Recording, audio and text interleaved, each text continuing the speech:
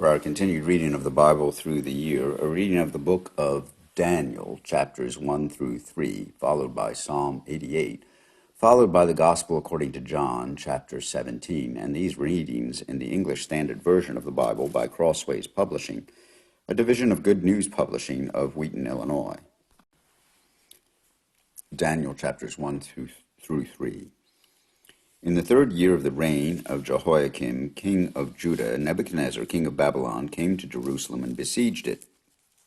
And the Lord gave Jehoiakim, king of Judah, into his hand, with some of the vessels of the house of God, and he brought them to the land of Shinar, to the house of his God, and placed the vessels in the treasury of his God. Then the king commanded Ashpenaz, his chief eunuch, to bring some of the people of Israel, both of the royal family and of the nobility, youths without blemish, of good appearance, and skillful in all wisdom, endowed with knowledge and understanding, learning, and competent to stand in the king's palace, and to teach them the literature and language of the Chaldeans. The king assigned them a daily portion of food that the king ate, and of the wine that he drank. They were to be educated for 3 years, and at the end of the time they were to stand before the king. Among these were Daniel, Hananiah, Mishael, and Azariah of the tribe of Judah. And the chief of the eunuchs gave them names. Daniel he called Belshazzar, Hananiah he called Shadrach, Mishael he called Meshach, and Azariah he called Abednego. But Daniel resolved that he would not defile himself with the king's food, or with the wine that he drank. Therefore he asked the chief of the eunuchs to allow him not to defile himself. And God gave Daniel favor and compassion in the sight of the chief of the eunuchs. And the chief of the eunuchs said to Daniel, I fear my lord the king, who assigned your food and your drink. For why should he see that you were in worse condition than the youths who are of your own age? So you would endanger my head with the king. Then Daniel said to the steward, from whom the chief of the eunuchs had assigned over Daniel, Hananiah, Mishael, and Azariah, test your servants for 10 days. Let us be given vegetables to eat and water to drink. Then let our appearance and the appearance of the youths who eat the king's food be observed by you, and deal with your servants according to what you see. So he listened to them in this matter, and tested them for 10 days. At the end of 10 days it was seen that they were better in appearance and fatter in flesh than all the youths who ate the king's food. So the steward took away their food and the wine that they were to drink, and gave them vegetables. As for these 4, God gave them learning and skill in all literature and wisdom, and Daniel had understanding in all visions and dreams.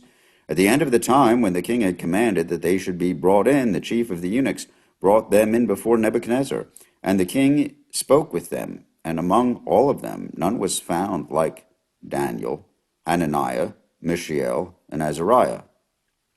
Therefore they stood before the king, and in every matter of wisdom and understanding about which the king inquired of them, he found them 10 times better than all the magicians and enchanters that were in all his kingdom, and Daniel was there until the 1st year of King Cyrus. In the 2nd year of the reign of Nebuchadnezzar, Nebuchadnezzar had dreams. His spirit was troubled, and his sleep left him. Then the king commanded, and the magicians and the enchanters, the sorcerers and the Chaldeans be summoned to tell the king his dreams. So they came and stood before the king, and the king said to them, I had a dream, and my spirit is troubled to know the dream. Then the Chaldeans said to the king in Aramaic, O king, live forever. Tell your servants the dream, and we will show the interpretation. The king answered and said to the Chaldeans, The word from me is firm. You do not make known to me the dream and its interpretation. You shall be torn limb from limb, and your houses shall be laid in ruins. But if you show the dream and its interpretation, you shall receive from me gifts and rewards and great honor. Therefore show me the dream and its interpretation. They answered a second time and said, Let the king tell his servants the dream, and we will show you its interpretation. The king answered and said, I know with certainty that you are trying to gain time, because you see that the word from me is firm. If you do not make the dream known to me, there is but one sentence for you.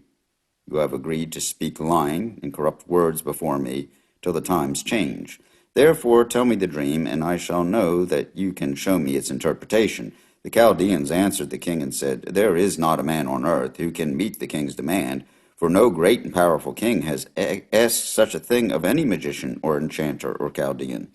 The thing that the king asks is difficult, and no one can show it to the king except the gods, whose dwelling is not with flesh. Because of this the king was angry and very furious, and commanded that all the wise men of Babylon be destroyed. So the decree went out, and the wise men were about to be killed, and they sought Daniel and his companions to kill them. Then Daniel replied with prudence and discretion to Arioch, the captain of the king's guard, who had gone out to kill the wise men of Babylon. He declared to Arioch, the king's captain, Why is the decree of the king so urgent? Then Arioch made the matter known to Daniel, and Daniel went in and inquired and requested the king to appoint him a time, that he may show the interpretation to the king. Then Daniel went to his house, and made the matter known to Hananiah, Mishael, and Azariah, his companions, and told them to seek mercy from God, the God of heaven, concerning this mystery, so that Daniel and his companions might not be destroyed with the rest of the wise men of Babylon. Then the mystery was revealed to Daniel in a vision of the night. Then Daniel blessed the God of heaven.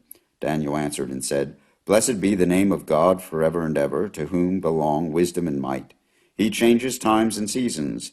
He removes kings and sets up kings. He gives wisdom to the wise and knowledge to those who have understanding.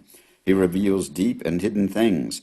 He knows what is in the darkness, and the light dwells with him. To you, O God of my fathers, I give thanks and praise, for you have given me wisdom and might, and have now made known to me what we asked of you, for you have made known to us the king's matter. Therefore Daniel went to Arioch, whom the king had appointed to destroy the wise men of Babylon. He went and said thus to him, Do not destroy the wise men of Babylon. Bring me in before the king, and I will show the king the interpretation. Then Arioch brought in Daniel before the king in haste, and said thus to him, I have found among the exiles from Judah a man who will make known to the king the interpretation. The king declared to Daniel, whose name was Belshazzar, Are you able to make known to me the dream that I have seen and its interpretation? Daniel answered the king and said, No wise men, enchanters, magicians, or astrologers can show to the king the mystery that the king has asked, but there is a God in heaven who reveals mysteries, and he has made known to King Nebuchadnezzar what will be in the latter days. Your dream and the visions of your head as you lay in bed are these. To you, O king, as you lay in bed came thoughts of what would be after this, and he who reveals mysteries made known to you what is to be. But as for me, this mystery has been revealed to me, not because of any wisdom that I have more than all the living, but in order that the interpretation may be made known to the king, and that you may know the thoughts of your mind. You saw, O king, and behold, a great image. This image, mighty and of exceeding brightness, stood before you, and its appearance was frightening. The head of this image was of fine gold, its chest and arms of silver, its middle and thighs of bronze, its legs of iron, its feet partly of iron and partly of clay. As you looked, a stone was cut out by no human hand, and it struck the image on its feet of iron and clay, and broke them in pieces. Then the iron, the clay, the bronze, the silver, and the gold altogether were broken in pieces, and became like chaff of the summer threshing floors, and the wind carried them away, so that not a trace of them could be found. But the stone that struck the image became a great mountain, and it filled the whole earth. This was the dream. Now we will tell the king its interpretation. You, O king, the King of kings, to whom the God of heaven has given the kingdom, the power, and the might, and the glory, and into whose hand he has given, wherever they dwell, the children of man, the beasts of the field, and the birds of the heavens, making you rule over them all. You are the head of gold. Another kingdom inferior to you shall arise after you, and yet a third kingdom of bronze, which shall rule over all the earth. And there shall be a fourth kingdom, strong as iron, because iron breaks to pieces and shatters all things, and like iron that crushes, it shall break and crush all these. And as you saw, the feet and toes partly of potter's clay and partly of iron. It shall be a divided kingdom. But some of the firmness of iron shall be in it, just as you saw iron mixed on the soft clay. And as the toes of the feet were partly iron and partly clay, so the kingdom shall be partly strong and partly brittle. As you saw the iron mixed with the soft clay, so they will mix with one another in marriage, but they will not hold together, just as iron does not mix with clay. And in those days of the kings, the God of heaven will set up a kingdom that shall never be destroyed, nor shall the kingdom be left to another people. It shall break in pieces all these kingdoms, and bring them to an end, and it shall stand forever, just as you saw that a stone was cut from a mountain by no human hand, and that it broke in pieces the iron, the bronze, the clay, the silver, and the gold. The great God has made known to the king what shall be after this. The dream is certain, and its interpretation sure. Then King Nebuchadnezzar fell upon his face and paid homage to Daniel, and commanded that an offering of incense be offered up to him. The king answered and said to Daniel, Truly your God is God of gods and Lord of kings, and a revealer of mysteries, for you have been able to reveal this mystery. Then the king gave Daniel high honors and many great gifts, and made him ruler over the whole province of Babylon and chief prefect over all the wise men of Babylon. Daniel made a request of the king that he appoint Shadrach, Meshach, and Abednego over the affairs of the province of Babylon, but Daniel remained at the king's court. King Nebuchadnezzar made an image of gold, whose height was 60 cubits, and its breadth 6 cubits. He set it up on the plain of Dura in the province of Babylon. Then King Nebuchadnezzar sent to gather the satraps, the prefects, and the governors, the counselors, the treasurers, the justices, the magistrates, and all the officials of the provinces to come to the dedication of the image that King Nebuchadnezzar had set up. Then the satraps, the prefects, and the governors, the counselors, the treasurers, the justices, the magistrates, and all the officials of the provinces gathered for the dedication of the image that King Nebuchadnezzar had set up, and they stood before the image that Nebuchadnezzar had set up. And the herald proclaimed aloud, You are commanded, O peoples, nations, and languages, that when you hear the sound of the horn, pipe, lyre, trigon, harp, bagpipe, and every kind of music, you are to fall down and worship the golden image that King Nebuchadnezzar has set up. And whoever does not fall down and worship shall immediately be cast into a burning fiery furnace. Therefore, as soon as all the peoples heard the sound of the horn, pipe, lyre, trigon, harp, bagpipe, and every kind of music, all the peoples, nations, and languages fell down and worshipped the golden image that King Nebuchadnezzar had set up. Therefore at that time certain Chaldeans came forward and maliciously accused the Jews. They declared to King Nebuchadnezzar, O king, live forever. You, O king, have made a decree that every man who hears the sound of the hornpipe, lyre, trigon, harp, bagpipe, and every kind of music shall fall down and worship the golden image, and whoever does not fall down and worship shall be cast into a burning fiery furnace. There are certain Jews whom you have appointed over the affairs of the province of Babylon, Shadrach, Meshach, and Abednego. These men, O king, pay no attention to you. They do not serve your gods or worship the golden image that you have set up. Then Nebuchadnezzar, in furious rage, commanded that Shadrach, Meshach, and Abednego be brought. So they brought these men before the king. Nebuchadnezzar answered and said to them, Is it true, O Shadrach, Meshach, and Abednego, that you do not serve my gods or worship the golden image that I have set up? Now, if you are ready, when you hear the sound of the horn, pipe, lyre, trigon, harp, bagpipe, and every kind of music, to fall down and worship the image that I have made, well and good. But if you do not worship, you shall immediately be cast into a burning fiery furnace. And who is the God who will deliver you out of my hands? Shadrach, Meshach, and Abednego answered and said to the king, O Nebuchadnezzar, we have no need to answer you in this matter. If this be so, our God whom we serve is able to deliver us from the burning fiery furnace, and he will deliver us out of your hand, O king. But if not, be it known to you, O king, that we will not serve your gods or worship the golden image that you have set up.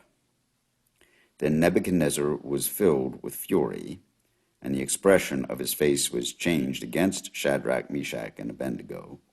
He ordered the furnace heated 7 times more than it was usually heated, and he ordered some of the mighty men of his army to bind Shadrach, Meshach, and Abednego, and to cast them into the burning fiery furnace. Then these men were bound in their cloaks, their tunics, their hats, and their other garments, and they were thrown into the burning fiery furnace, because the king's order was urgent, and the furnace overheated. The flame of the fire killed those men who took up Shadrach, Meshach, and Abednego, and these 3 men, Shadrach, Meshach, and Abednego, fell bound into the burning fiery furnace. Then King Nebuchadnezzar was astonished and rose up in haste. He declared to his counselors, "Did we not cast 3 men bound into the fire?" They answered and said to the king, "True, O king." He answered and said, "But I see 4 men, unbound, walking in the midst of the fire, and they are not hurt, and the appearance of the 4th is like a son of the gods." Then Nebuchadnezzar came near to the door of the burning fiery furnace. He declared, "Shadrach, Meshach, and Abednego, servants of the Most High God, come out and come here." And Shadrach, Meshach, and Abednego came out from the fire. And the satraps, the prefects, the governors, and the king's counselors gathered together and saw that the fire had not had any power over the bodies of those men. The hair of their heads was not singed. Their cloaks were not harmed, and no smell of fire had come upon them. Nebuchadnezzar answered and said, "Blessed be the God of Shadrach, Meshach, and Abednego, who has sent his angel and delivered his servants, who trusted in him, and set aside the king's command, and yielded up their bodies rather than serve and worship any god except their own God. Therefore I make a decree. Any people, nation, or language that speaks anything against the God of Shadrach, Meshach, and Abednego shall be torn limb from limb, and their houses laid in ruins, and there is no other God who is able to rescue in this way." Then the king promoted Shadrach, Meshach, and Abednego in the province of Babylon. Here ends the book of Daniel, chapters 1 through 3. Psalm 88. O Lord, God of my salvation, I cry out day and night before you. Let my prayer come before you. Incline your ear to my cry. For my soul is full of troubles, and my life draws near to Sheol. I am counted among those who go down to the pit. I am a man who has no strength, like one set loose among the dead, like the slain that lie in the grave, like those whom you remember no more, for they are cut off from your hand. You have put me in the depths of the pit, in the regions dark and deep. Your wrath lies heavy upon me, and you overwhelm me with all your waves. You have caused my companions to shun me. You have made me a horror to them. I am shut in so that I cannot escape. My eye grows dim through sorrow. Every day I call upon you, O Lord. I spread out my hands to you. Do you work wonders for the dead? Do the departed rise up to praise you? Is your steadfast love declared in the grave, or your faithfulness in Abaddon? Are your wonders known in the darkness, or your righteousness in the land of forgetfulness? But I, O Lord, cry to you. In the morning my prayer comes before you. O Lord, why do you cast my soul away? Why do you hide your face from me? Afflicted and close to death from my youth up, I suffer your terrors. I am helpless. Your wrath has swept over me. Your dreadful assaults destroy me. They surround me like a flood all day long. They close in on me together. You have caused my beloved and my friend to shun me. My companions have become darkness. Here ends Psalm 88. The Gospel according to John chapter 17. When Jesus had spoken these words, he lifted up his eyes to heaven and said, Father, the hour has come. Glorify your Son, so that the Son may glorify you, since you have given him authority over all flesh, to give eternal life to all whom you have given him. And this is eternal life, that they know you, the only true God, and Jesus Christ, whom you have sent. I glorify you on earth, having accomplished the work that you gave me to do. And now, Father, glorify me in your own presence with the glory that I had with you before the world existed. I have manifested your name to the people whom you gave me out of the world. Yours they were, and you gave them to me, and they have kept your word. Now they know that everything that you have given me is from you. For I have given them the words that you gave me, and they have received them and have come to know in truth that I came from you, and they have believed that you sent me. I am praying for them. I am not praying for the world, but for those whom you have given me, for they are yours. All mine are yours, and yours are mine. And I am glorified in them. And I am no longer in the world, but they are in the world, and I am coming to you.